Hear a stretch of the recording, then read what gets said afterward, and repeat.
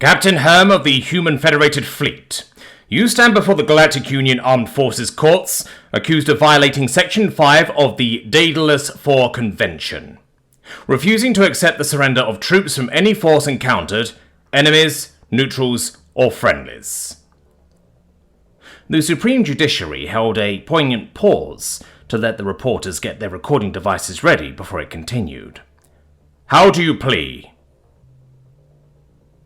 The councillor who represented the Graxi war tribes in this matter snorted. Your most delegated and representable judiciary, this is a redundant question to ask.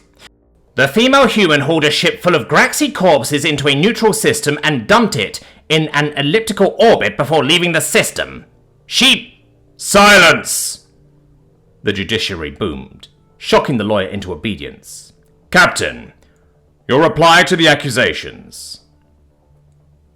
Captain Mia Herm of the My Gun Has a Ship, A223 anti-carrier, or anything else really, vessel, stood as straight as the day she graduated from the academy, as her voice rang out loud and clear.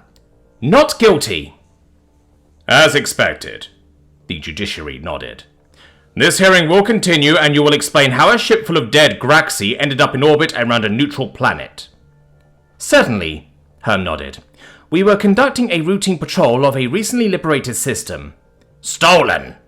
The Graxi lawyer interjected. Liberated, Herm repeated without batting an eye. The population of that particular system is not Graxi, or a part of the so-called Sub-Graxi Protective Alliance. They are, in fact, an adaptation of a Terran species that, when found sentient, were offered a water-based planet of their own. Sentient? Bah! They can barely communicate with civilized races, the Graxi spat in retort. The judiciary silenced the Graxi with an evil, free-eyed glare. When we found ourselves under attack from a Graxi battlecruiser, she held up a hand to silence the lawyer before it could object. The logs from both ships show that the Graxi fired first. The judiciary nodded in agreement. Under the Galactic Union's own codes for active war zones, any ship under fire is permitted to defend itself, so we fired back. The Graxi lawyer jumped to his feet. Fired back? You discharged over 22,000 rounds into that ship. You emptied your guns, every last one of them. Lying, filthy human. Captain Herm turned to face the 3-meter-tall bovine/feline/serpentine alien. Imagine if Medusa had ravished a minotaur on the back of a lion, was a common human description of the Graxi. First of all, gun. Singular. She held up fingers as she listed the points. Secondly, it was a 4-second firing sequence. And thirdly, we still had plenty of munitions left. She took a deep breath and turned back to face the judiciary.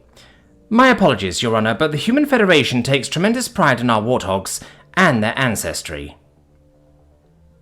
The judiciary nodded again in confused acceptance, and gestured for Herm to continue.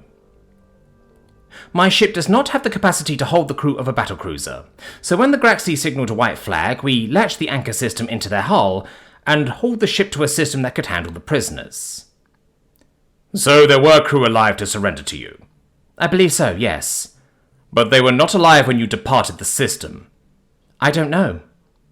What do you mean? Because we did not investigate the ship.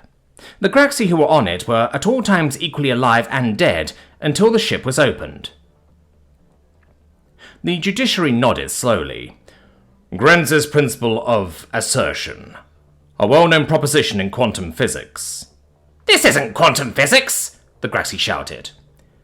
How else would you deliver 22,000 mag slugs in 4 seconds? Herm asked innocently. The judiciary turned to the Graxi lawyer. Is there any evidence that the human crew boarded the cruiser? No, but it was practically transparent from projectile holes. Does the crew of your ships have access to emergency suits and life pods? Well, yes, but...